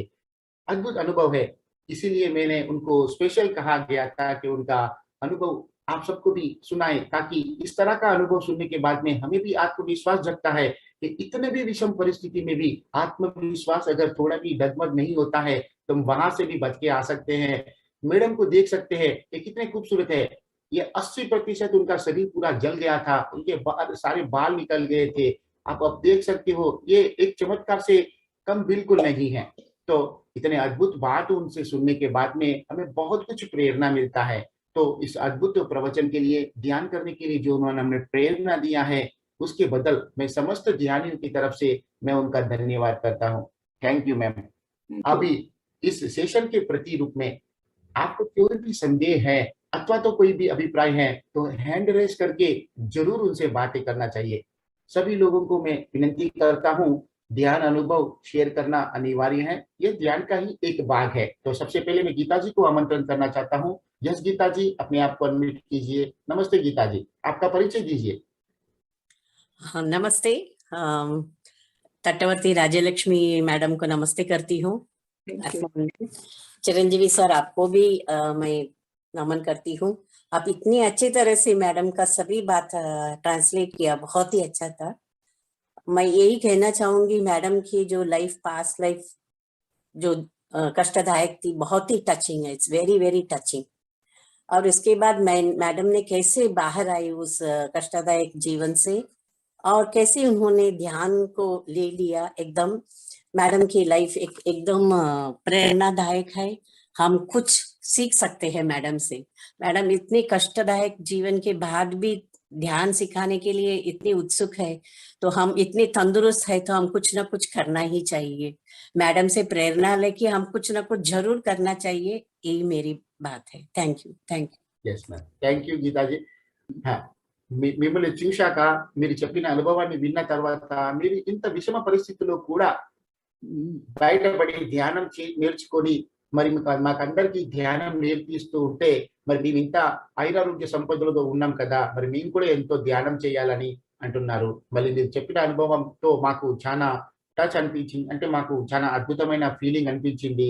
మాకు అది చాలా, మీ ఎక్స్పీరియన్స్ చాలా ప్రేరణాదాయిగా ఉంది అని చెప్తున్నారు. మీకు ధన్యవాదాలు చెప్తున్నారు. Thank you madam, thank you sir. एक बात कहना चाहती हूँ। Yes ma'am. मैडम की स्टोरी मैं बार बार सुनना चाहती हूँ और बार बार सभी को पता के उनको प्रोत्साहन देना चाहती हूँ. yes ma'am. మీ ఒక ఈ అనుభవాన్ని మళ్ళీ మళ్ళీ వినాలనుకుంటున్నారు. ఈ అనుభవాన్ని 10 మందికి కూడా వినిపించాలని అనుకుంటున్నారట. Thank you sir, thank you Geeta ji, wonderful, आप ये कर सकते हो. Thank you ma'am. Thank next. Yes Jaya ji. Rajalakshmi ji, आत्मवंदन आपको। चिरंजीवी सर जो हमें आपकी सभी बातें हमें हिंदी में समझाते हैं, उनके लिए उनका भी बहुत धन्यवाद। पत्री जी सर को भी, तटवर्ती सर को भी, बहुत बड़े आत्माएं हैं, सभी को आत्मवंदन। नमस्ते मैडम, आपने कितनी अच्छी तरह, आपकी कितनी मुसीबत आई, आपका पूरा शरीर जल गया था, सभी लोग उसमें से आपके ऊपर, ये डॉक्टर के साथ में भी सभी लोग सोचते थे, डॉक्टर भी, कि आप अच्छे ही नहीं होगे। उसके ऊपर पत्री जी की सहायता से, उनके मार्गदर्शन से और सभी की ऊर्जा आपको मिली, उससे आपका जीवन कितना बदल गया। पूरा शरीर का आपने लास्ट जन्म के कर्मों के ऊपर भी मात आपने कर दी और आपका शरीर कितना अच्छा किया, और आप में जो विश्वास जगाया और आपने जो ज्ञान का प्रचार किया ध्यान से कि सभी संभव है, वो आपने खुद के ऊपर अनुभव करके हमें सब सब ये बातें अभी आज बताई है कि बहुत ही सुंदर है कि कैसे डॉक्टर भी सोचने लगे कि ध्यान से इतना बड़ा परिवर्तन होता है, मानव के शरीर में इतना होता है। मन तो हम लोग बाद में सोचते, लेकिन शरीर तो दिखता है, मन तो दिखता नहीं, लेकिन मन में विश्वास करके जो हम परिवर्तन लाते, आपने खुद अनुभव करके और हमें सभी प्रेरणा दिया पत्री जी की सहायता से। अभी आप प्रचार कर रहे हैं, बहुत ही आपको धन्यवाद। आत्मा वंदन है, मन से तन से सभी से, बहुत ही सुंदर। हमें Thank तो you. हम भी आपके रास्ते पे चले, वैसे ही हम लोग मन से प्रार्थना करते हैं गुरु जी को कि हमें भी ऐसी हम लोग को सहायता करे। हमें तो विश्वास आ ही गया है, लेकिन उनका आशीर्वाद से, मन से आशीर्वाद, वो ऐसे किसका आशीर्वाद नमस्ते भी नहीं लेते हैं, लेकिन उनका मन से वो हमारे साथी है, ऐसे सोच के हम आगे बढ़ेंगे। धन्यवाद मैडम, बहुत बहुत ही आपको धन्यवाद सभी को। మీరు చెప్పినటువంటి ప్రవచనాల ద్వారా మేము తెలుసుకోగలిగాము మీకు ఎంత పెద్ద విషమ పరిస్థితి నుండి మీరు బయటపడ్డారో, మరి ధ్యానం ద్వారా ఇదంతా సాధ్యం అవుతుందని అనుభవపూర్వకంగా చెప్తున్నారు. మరి ధ్యానం చేస్తే కొంతవరకు మనసు బాగుపడుతుందని చెప్తారు. మరి మనసు అయితే కనిపించదు. మరి మీ శరీరాన్ని మేము చూడగలుగుతున్నాము. 80% కాగిన తర్వాత మళ్ళీ మీరు ఇంత అందంగా కనిపిస్తున్నారు అంటే ధ్యానం ద్వారా ఇంత అద్భుతమైన కూడా సాధించవచ్చు అని చెప్పడానికి మీరు ఒక పెద్ద ఎగ్జాంపుల్. మరి మీ స్టోరీ ద్వారా మాకందరికీ కూడా ఒక ప్రేరణ దొరికింది. మరి అంత అద్భుతంగా ధ్యాన ప్రచారం చేస్తున్నారు, ధ్యానం గురించి చెప్తున్నారు. మహానుభావులందరూ కూడా మీరు చేసే ప్రయత్నానికి ధన్యవాదాలని చెప్తున్నారు. Thank you madam, thank you, बहुत ही धन्यवाद। Thank you ma'am. Yes Chandrika ji, अपने आप को अनम्यूट करें, वीडियो ऑन करें प्लीज। मैम और सभी मास्टर्स को मैं नमस्ते कर रही हूँ। मैम के स्टोरी मैं पहले बहुत सारे वीडियो में सुनी हूँ, बहुत सारे वीडियो जो लॉकडाउन में मतलब मैं सुनी हूँ। भीमावरम तो नहीं गई हूँ, बहुत इंटरेस्ट है जाने के लिए, बट नहीं जा पाई हूँ अभी तक। लेकिन ऑलरेडी मैडम के बारे में मुझे ये स्टोरी सब पता था और आज और एक बार मतलब सुनी, तो इससे तो मैं मैम को बोलती हूँ कि मतलब मेडिटेशन के बाद ना जो फायर एक्सीडेंट हुआ, मैम पहले तो मेडिटेशन 2002 में एंटर हुए, 1 साल के बाद ये जो एक्सीडेंट हुआ, तो लोग क्या करते हैं मेडिटेशन छोड़ देते हैं। मेडिटेशन के आने के बाद एक्सीडेंट हुआ है बोल के मेडिटेशन छोड़ देते हैं, बट मैडम ने क्या किया, मेडिटेशन के डीप हो गए, मतलब एंटर ज्यादा मेडिटेशन करने लगे, मेडिटेशन के बारे में प्रचार करे। तो इससे क्या पता चला, एक राजलक्ष्मी मैडम को ये टेस्ट था कि एक्सीडेंट के बाद आप मेडिटेशन कंटिन्यू करोगे कि नहीं, के एक टेस्ट था जिसमें मैडम पूरी तरह पास हो गए, मतलब फर्स्ट डिवीजन। ये पता चलता है कि हम मेडिटेशन के बाद भी बहुत सारे टेस्ट होते हैं जो कि हम उसमें हम कंटिन्यू करना चाहिए। डिसकंटिन्यू होके मतलब उदास होके मेडिटेशन करते हैं, फिर भी ये एग्जाम्स क्यों हो रहे हैं, इतना प्रॉब्लम्स क्यों आ रहा है लाइफ में, ऐसे बोल के हमको पीछे नहीं हटना चाहिए। ये हमारे के लिए एक एग्जाम है, टेस्ट है, सोच के आगे बढ़ना चाहिए। ये स्टोरी से तो पूरा क्लियर होता है सभी लोगों को। नेक्स्ट इसमें और एक पॉइंट बोले कि मुझे मतलब पहले अहंकार था, ये था, ईर्ष्या था, बहुत सारे दुर्गुण के बारे में, अपने बारे में बोल, जो कि नॉन मेडिटेटर कभी भी नहीं बोलता कि मैं गर्व करती हूँ, मतलब मेरे में इतना अहंकार है, कभी नहीं बोलता। एक मेडिटेटर ही अपने बारे में, दुर्गुण के बारे में इतना मतलब दिल खोल के बोलता है। तो मैडम ने जो बोले तो ये ना मेडिटेशन के बाद ना हमको पता चलता है कि हमारे में क्या दुर्गुण है, हम अच्छी तरह से पहचान लेते हैं और उसको चेंज करने में मेडिटेशन के माध्यम से ही चेंज कर सकते हैं। नॉन मेडिटेटर को पता ही नहीं चलता कि उसमें क्या दुर्गुण है, तो वो कभी चेंज नहीं कर पाएगा। वो सोचता है कि मैं परफेक्ट हूँ, बट मेडिटेटर ही अपने आप को चेंज कर सकता है थ्रू दिस मेडिटेशन। और मैडम के लिए एक मतलब कॉम्प्लीमेंट बोलना चाहती हूँ, मैडम एक एनर्जी ड्रिंक है, क्योंकि जब हम लाइफ में मतलब डाउन होते हैं, कुछ दुख प्रॉब्लम आता है, तो मैडम के मैं वीडियो सुन लेती हूँ, मुझे तेलुगु आता है, तो वीडियो सुनती हूँ तो ऑटोमेटिक कहाँ से पता नहीं ऐसा लगता है कि मुझे कोई एनर्जी ड्रिंक मैं पी ली और पूरा लाइफ में बिंदास हूँ ऐसा लगता है। तो मैम को मैं बोल सकती हूँ कि मैम एक शक्ति स्वरूप है। Thank you ma'am. Thank you. Chandrika గారు మీరు తెలుగు వారే కాబట్టి మీరే చెప్పండి, ఇంకా మీలాగా నేను చెప్పలేను కదా, ప్లీజ్. తెలుగు మాట్లాడతాను, ఎక్కడైనా మిస్టేక్ అయితే ప్లీజ్ ఎక్స్క్యూజ్ మీ. మేడం అన్నమాట ఆఫ్టర్ 1 year తర్వాత మెడిటేషన్ 2002లో చేశారు, 2003లోనే ఫైర్ యాక్సిడెంట్ అయింది. అది చాలా పెద్ద ఎగ్జామ్ అనుకుంటా. సో ఆ ప్రాబ్లం వచ్చిన తర్వాత ఆమె ఏమన్నారు, మా రిలేటివ్స్ మా మదర్ కూడా వాళ్ళు అదే వీళ్ళు వాళ్ళు వచ్చేస్తారనమాట అన్నారు, ఇలాగ నువ్వు ధ్యానం చేస్తున్నావు, స్పిరిచువల్ లైఫ్ లో ఉన్నావు, మరి ఎంత పెద్ద యాక్సిడెంట్ అయింది అని చెప్పారనమాట. సో వేరే వాళ్ళైతే ఏం చేస్తారు, ఆ మెడిటేషన్ చేయడం వల్ల నాకు ప్రాబ్లం వచ్చింది అని అక్కడే డ్రాప్ అయిపోతారు, అంటే అక్కడ ఫెయిల్ అయిపోతారు ఎగ్జామ్ లో. కానీ మేడంకి ఇది ఒక టెస్ట్ అనమాట, యూనివర్స్ పెట్టింది. సో నువ్వన్నమాట మెడిటేషన్ చేస్తూ ఇలాగ వచ్చింది కదా, నువ్వు కంటిన్యూ చేస్తావో లేదో టెస్ట్ అనమాట. సో మేడం దాంట్లో ఫస్ట్ డివిజన్ లోని పాస్ అయ్యారు.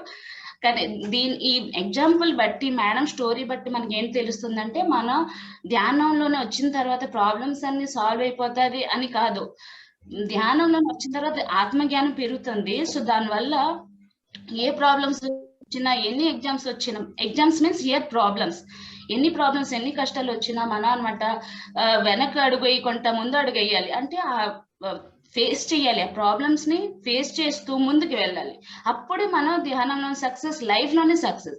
ఆ ఎగ్జామ్ పెద్ద ఎగ్జామ్ కూడా, ఐఏఎస్ ఎగ్జామ్ ఉన్నా మనకి చిన్న ఎల్కేజీ ఎగ్జామ్ రాసినట్టుగా ఉంటది. సో ఎప్పుడు డ్రాప్ అవ్వకూడదు. ధ్యానం చేస్తున్న మెడిటేటర్స్ అనమాట కంటిన్యూస్ గా నో లిమిట్ అనమాట మెడిటేషన్, అది కంటిన్యూ చేయాలి, దాంట్లో డీప్ గా వెళ్ళాలి. కానీ ఆ ధ్యానం చేయడం వల్ల నాకు ఈ ప్రాబ్లం వచ్చింది అనేసి డ్రాప్ అవ్వకూడదు. ఈ స్టోరీ బట్టి తెలుస్తుంది, ఈ రియల్ స్టోరీ.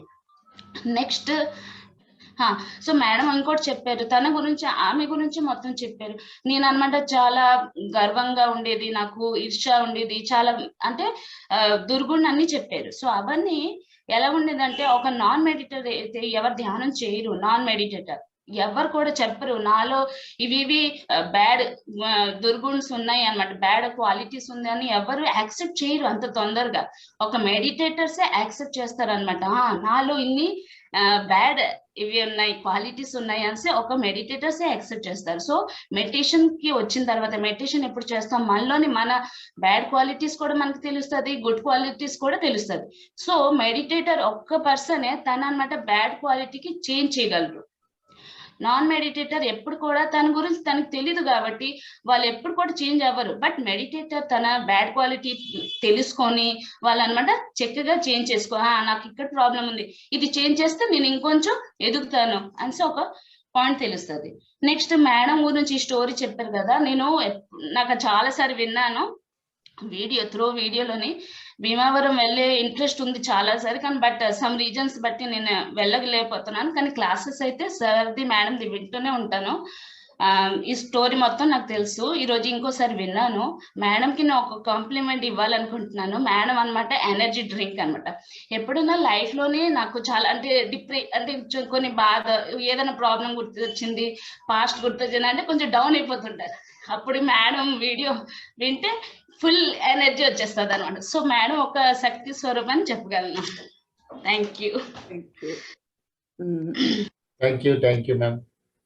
సంధ్యా जी, नमस्ते संध्या जी. नमस्ते सर, आत्मवंदन. नमस्ते मैम. मैम आत्मवंदन. मैम आपका चेहरा देख के तो ऐसा लग ही नहीं रहा है कि ये स्टोरी हो गई करके, यानी हमारा भी चेहरा इतना सुंदर नहीं है जितना आपका सुंदर है, इतना ग्लो कर रहा है चेहरा. तो हमारा मैं आपकी बात को थोड़ा सा रोकूंगा, फिर बाद में आप कंटिन्यू कीजिए. ఆమె ఏమంటున్నారంటే, మేడం మీకు ఆత్మవందనం, మిమ్మల్ని చూస్తూ ఉంటే మీరు ఇంత పెద్ద యాక్సిడెంట్ నుండి బయటపడ్డారని మాకు అనిపించట్లేదు. నేను ఎంత అందంగా ఉన్నానో నాకన్నా కూడా మీరు ఎక్కువ అందంగా ఉన్నారు, మీ ఫేస్ గ్లో మాకన్నా కూడా ఎక్కువ ఉందని చెప్తున్నారు. Yes ma'am. సంధ్యాజీ. और सुनकर हमारा जो लिमिटेड बिलीफ सिस्टम है या रॉन्ग बिलीफ सिस्टम है पूरा टूट गया.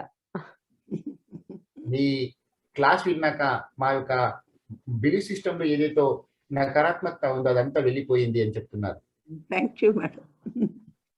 Yes, बहुत ma'am. बढ़िया, बहुत बढ़िया. अभी लग ही नहीं रहा है ये सही में ऐसा भी हो सकता है. ये हमारा कितना लिमिटेड सोचते हैं हम लोग कि नहीं नहीं जल गए तो बाल नहीं आ सकते, जल गए तो स्किन फिर से वापस नहीं आ सकती, इतना सुंदर तो हो ही नहीं सकता. और ये सिर्फ मेडिटेशन की वजह से हो सकता है और मैं ध्यान सिखाने की वजह से हो सकता है. ये पहली बार सुना, अद्भुत लगा मुझे. बहुत बहुत धन्यवाद. आत्मवंदन.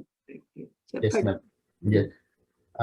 మీరు చెప్పిన తర్వాత మీ స్టోరీ విన్న తర్వాత ధ్యాన్ యొక్క మేము ఒక బౌండరీలో ఉండే ఇంతవరకే అవుతుందని మా ఒక బిలీఫ్ సిస్టమ్ ఉండేది. కానీ వెంట్రికలు కూడా వస్తాయి, ఫేస్ కలర్ కూడా మారిపోతుంది, ఇంత అద్భుతమైన చేంజెస్ కూడా వస్తాయని మాకు తెలిసిపోయింది. ధ్యానం యొక్క రిజల్ట్ అదంతా మనం తెలుసుకున్నారు. మరి మీ స్టోరీ మాకు చాలాగా అద్భుతంగా ప్రేరణాదాయంగా ఉంటుంది. ధ్యానం గురించి మేము ఇంకా తెలుసుకున్నాము. మీ స్టోరీ చాలా అద్భుతంగా ఉంది అని చెప్తున్నారు. అందుకే చిరంజీవి పత్రి గారు ఏమంటారంటే, నువ్వు కొత్తగా ఎవరికైనా ధ్యానం వాళ్ళకి మొదలు పెట్టేటప్పుడు నీ అనుభవం చెప్పకుండా క్లాస్ చెప్పొద్దు అంటారు. అంటే ఫస్ట్ వాళ్ళకి ధ్యానం మీద మంచి ఇంప్రెషన్ కలిగితేనే శ్రద్ధగా వింటారు అని సార్ ముందు అనుభవం చెప్పమంటారు. అందుకే నేను ఈవేళ నా అనుభవం చెప్పాను. मैम ने ये कहा कि पत्री जी को भी आप देखेंगे तो सबसे पहले ही वो आएंगे तो सीधा आपको ध्यान नहीं सिखाते हैं, तो सबसे पहले आपके अनुभव को सुनाने के लिए बोलते हैं. क्योंकि एक व्यक्ति अपने अनुभव बताते हैं तो औरों को उनके अनुभव ध्यान करने के लिए प्रेरणा देती है. तो उसी प्रतिफल में मैं भी यहाँ पे आई हूँ. मेरा अनुभव बताने से पूर्व मैंने अपना अनुभव आप सबके सामने उपस्थित किया, जिससे आप भी प्रेरित होंगे. तो ध्यान अनुभव बताने का पीछे यही मकसद होता है पत्री जी का. मैं उसी परंपरा को आगे बढ़ा रही हूँ. आज पहला दिन था इसलिए अनुभव बता रही हूँ. संध्या जी, आप मैडम को भी इनवाइट कर सकते हो चंद्रपुर में. जरूर आना मैडम. जरूर आना, बहुत अच्छा लगेगा हमें. Thank you. చంద్రపూర్లో నెక్స్ట్ ఫిబ్రవరి 18, 19, 20 ఈ 3 రోజుల ఆత్మజ్ఞాన శిక్షణ శిబిరాలు తటవర్తి రాఘవరావు గారి ఆధ్వర్యంలో జరుగుతున్నాయి. అట్టి కార్యక్రమంలో మీరు కూడా రావాలని వారు చెప్తున్నారండి. చిరంజీవి ఒక నెల ఆయన వస్తారు, ఇంకో నెల నేను వస్తాను. जी संध्या जी, आपके लिए खुशखबरी है कि 1 महीने के लिए पहले गुरु जी आएंगे और दूसरे महीने जब आप आयोजन करेंगे तब मैम आएंगे. बिल्कुल, धन्यवाद धन्यवाद. Thank you ma'am. अभी आए तो भी अच्छा लगेगा हमें. నెక్స్ట్ మంత్ మార్చ్ లో వస్తా. जी. ఒక నెల उनका कुछ शेड्यूल है. ఒక నెల నేను వస్తాను. तो संध्या जी, इनके पास आत्मज्ञान का भंडार है, वो एक सेशन में सीमित नहीं होगा. तो एक ही साथ में आप 2 तरह के स्वादिष्ट भोजन कितना खाओगे? पेट तो छोटा ही है ना, तो अभी ये खा लेते हैं, बाद में 1 महीने के बाद में फिर से वो उत्सव मना लेंगे, है ना. ठीक है, ठीक है, सही है. धन्यवाद. सबसे पहले मैं रेखा चिलिका जी को एडमिट करना चाहूंगा. नमस्ते रेखा जी. रेखा नमस्ते जी, आपका परिचय दीजिए, आप कहाँ से हो? जी. नमस्ते अम्मा. मैं मुंबई से हूँ और जी. सर के क्लास में थी मैं PSSM जी. में. मेरे अच्छा रूम क्लास लो. आप आए थे हमारे क्लास में, तब आपकी मैंने स्टोरी सुनी थी, बहुत ही अच्छा लगा. और तभी से मैं जब भी जहाँ भी जाती हूँ आपकी स्टोरीज बताती हूँ, ये सबको कि नॉनवेज खाने से और ये सब कर्म बंधन क्या होता है. बहुत अच्छी तरह सर का जो क्लास होता था हमारे सेशन में, वो सब मुझे कर्म बंधन क्या होता है बहुत अच्छी तरह मैंने अनुभव कर चुकी हूँ. और जो भी मिलता है मैं इसके बारे में बोलती हूँ और आपका अनुभव तो शेयर करती हूँ. आप तो इंस्पिरेशन हो हमारे लिए, बहुत ही Thank अच्छा you. लगता है. और जब Thank भी मुझे नॉनवेज का भी 1-2 बार ऐसा लगा था, लेकिन वो सब याद आता है, आपकी स्टोरी याद आती है. फिर नहीं, किसी की हिंसा नहीं करनी चाहिए. बस मैं अपने बच्चों को भी बोलती हूँ किसी को हिंसा नहीं करनी चाहिए, और उसका परिणाम क्या होता है वो भी मैं बताती हूँ. Thank you so much madam. Thank you Rekha ji. Rekha గారు ఇంతకు ముందు గురువు గారు సెషన్ తీసుకున్నారు కదా, అక్కడ వారు అటెండ్ అయ్యారు. వారు చెప్పినటువంటి ఆత్మజ్ఞాన శిబిరాలలో వాళ్ళు అపారమైన జ్ఞానాన్ని పొందారు. కర్మ సిద్ధాంతం గురించి కూడా గురువు గారు చెప్పారు, అది కూడా విన్నాను. మీ సెషన్ ఇంతకు ముందు కూడా ముంబైలో మనం సెషన్ లో అటెండ్ అయ్యాము. అక్కడ మీ స్టోరీ నేను విన్నాను. నేను ఎక్కడికి వెళ్తాను ధ్యానం గురించి చెప్తాను, ప్రతి చోట మీ యొక్క ఇన్స్పిరేషన్, మీ స్టోరీ గురించి కూడా చెప్తాను. మీ యొక్క స్టోరీ ద్వారా కూడా వాళ్ళను ఎంకరేజ్ చేసే ప్రయత్నం చేస్తూ ఉంటాను. మీ స్టోరీ కూడా చాలా ప్రేరణాదాయకంగా ఉంటుంది, అద్భుతంగా ఉంది అని చెప్తున్నారు. థ్యాంక్ యూ రేఖా जी। बसवैया जी अपने आप अनम्यूट करेंगे। नमस्ते सर। नमस्ते सर। नमस्ते। नमस्ते सर। मैडम जी का जीवन का अनुभव सभी को आदर्श है। सभी मास्टरों में आत्मविश्वास बढ़ाते हैं। मैंने जान चुका है आत्मविश्वास से ही अपने कष्टों से बाहर आ सकते हैं। मैडम जी ने अनेक अमूल्य विषय बताया है। हम जितने स्थान पर पहुंच चुके हैं, लेकिन कर्मफल सभी भोगना जरूर है।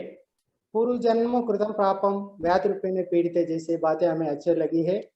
हम जब कर्म करते हैं, जब सुख अनुभव पाते हैं, लेकिन कर्मफल भोगना बहुत कष्ट होता है।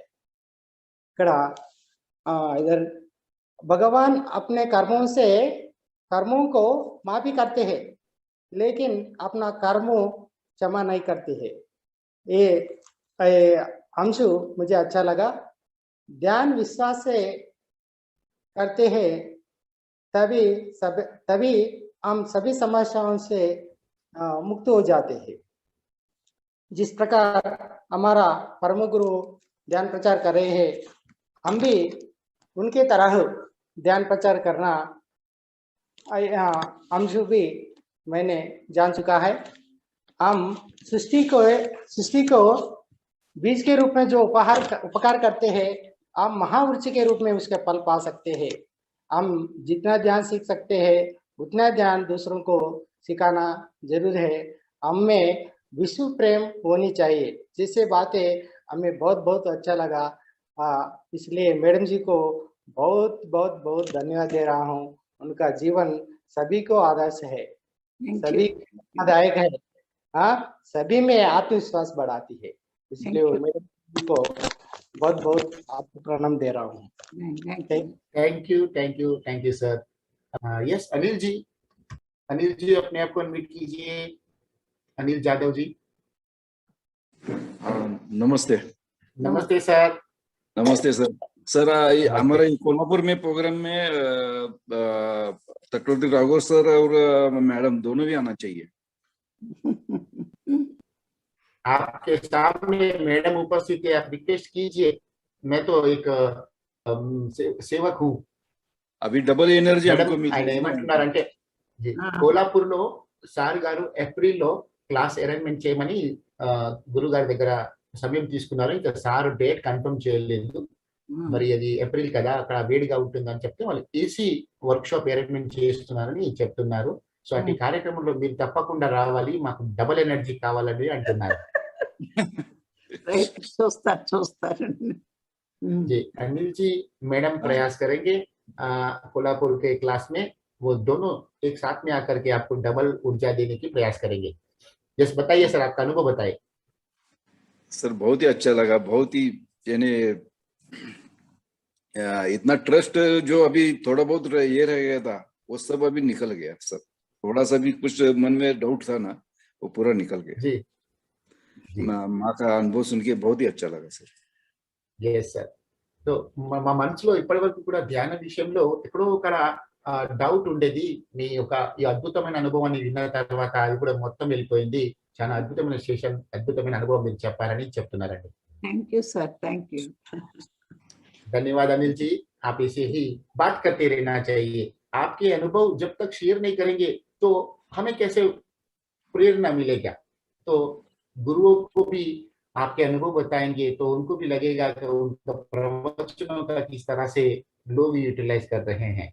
आपकी उपस्थिति हमें प्रेरणादायी है। धन्यवाद Anil ji. Thank you. Okay जी, शैलजा नायडू जी। नमस्ते। जी, मैं बिलासपुर छत्तीसगढ़ से हूँ। मेरा नाम Yes, sir. शैलजा है। और माँ का बात इतना मने अच्छा है कि मने हमें कुछ भी हो जाए हमको ध्यान नहीं छोड़ना चाहिए, बस इतना ही। नमस्ते। और बताइए विशेष Thank you. रूप से आप बहुत सीनियर मास्टर हो, बताइए आज का सेशन के बारे में थोड़ी हमको बात तो बताइए। पहले हम लोग को तो बहुत सीखना है, बहुत जरूरी है हमको सीखना कि हम कुछ नहीं जानते हैं, लेकिन हाँ हम कुछ बहुत कुछ समझ सकते हैं। आज इतना सुंदर सुंदर मैंने आप लोगों का बात सुन के ना बहुत कुछ जानने में बहुत अच्छा लगता है। और Yes. यही पता चला कि हम कभी भी ध्यान को कभी नहीं छोड़ना चाहिए। Thank you Yes. Chiranjeev sir. Shailaja ji, आपकी अनुभव सुन के हमको अच्छा लगा, लेकिन इतना ही काफी नहीं है। पत्री जी भी कहते हैं तेलुगु वाड़ू जगत की वेलुगु वाड़ू, तो आप भी तेलुगु हैं, तो बिलासपुर में एक तटवर्ती राघव राव गारू जी का और राजलक्ष्मी जी का 3 डेज रेसिडेंशियल वर्कशॉप का आयोजन आपके द्वारा होना चाहिए। उड़ीसा के अंदर भी इस तरह का प्रचार होना चाहिए, जिसके लिए आप चिंता करेंगे। समय लीजिए, कोई बात नहीं, 2-3 महीने का तो शेड्यूल ऑलरेडी तय हो चुका है। आपको भी यदि समय है ना, प्रयास करेंगे तो यहाँ होगा। छत्तीसगढ़ी के है ना सर, बहुत मुश्किल है। कोई बात नहीं, और मैं ज्यादा बाहर भी नहीं निकलती हूँ घर से, जी। तो मेरा उतना कम्युनिकेशन भी नहीं है। Okay okay, no problem, no problem, thank you. हो सके तो करेंगे जरूर। Yes, thank you ma'am. Sir. Thank you ma'am. ఆవిడది ఒరిస్సానా చిరంజీవి? Yes ma'am, Chhattisgarh, Chhattisgarh, Orissa. बिलासपुर छत्तीसगढ़। ఆహా. ఉంటారు, తెలుగు వాళ్ళు కూడా ఉంటారు అక్కడ. यस मैम, अनम्यूट कीजिए शैलजा जी। మా దగ్గర ఇక్కడ అందరు ఛత్తీస్గఢ్, ఇక్కడ మేము ఉంటున్న చోట్లని చుట్టుపక్కల తెలుగు వాళ్ళు ఎవరు లేరు తల్లి. లేరమ్మా. ఆహా. शैलजा అస్సలు जी, లేరు ఎవరు. ఆయన మీకు ఒరియా వచ్చా? ఒరియా ఒరియా రాదమ్మా, హిందీ వచ్చు, తెలుగు వచ్చు అంతే. మీరున్న ఏరియాలో హిందీ వాళ్ళు ఉన్నారా? హిందీ వాళ్ళు కాదు, అందరూ ఛత్తీస్గఢ్ వాళ్ళు తల్లి. అంటే అది వేరే భాష. వాళ్ళు ఏంటంటే కబీర్ మతం నమ్ముకున్న వాళ్ళు, దాని తర్వాత గురు ఘాసీదాస్ నమ్ముకున్న వాళ్ళు. మనమేమి పత్రిక నమ్మలేదు, జనం నమ్మడం కాదు, అంటే వాళ్ళు కబీర్ తాలూకా దీంట్లో నడుస్తారు, వాళ్ళు ఎవరి మాట వినరు అనమాట. అది ఓకే, థ్యాంక్ యూ శైలజ। వస్తారులేండి అందరూ. కొంచెం కొంచెం ఛత్తీస్గఢ్ మాస్టర్స్ కు నాకు కొంతమంది పరిచయం ఉన్నవారు ఉన్నారు, మీకు వాళ్ళ నంబర్స్ ఇస్తాను, మనం మాట్లాడదాం తర్వాత ప్రయత్నం చేద్దాం। Thank you Shailaja ji, wonderful, great. तो अभी हम समय को सीमा को ध्यान में रखते हुए हम हिंदी का सेशन को यहाँ पे समाप्त करने की घोषणा करते हैं। इस सेशन में उपस्थित रह करके इस कार्यक्रम को सफल किया, इस बदले में मैं सभी की तरफ से आप सबका धन्यवाद करता हूँ। Thank you, thank you, thank you.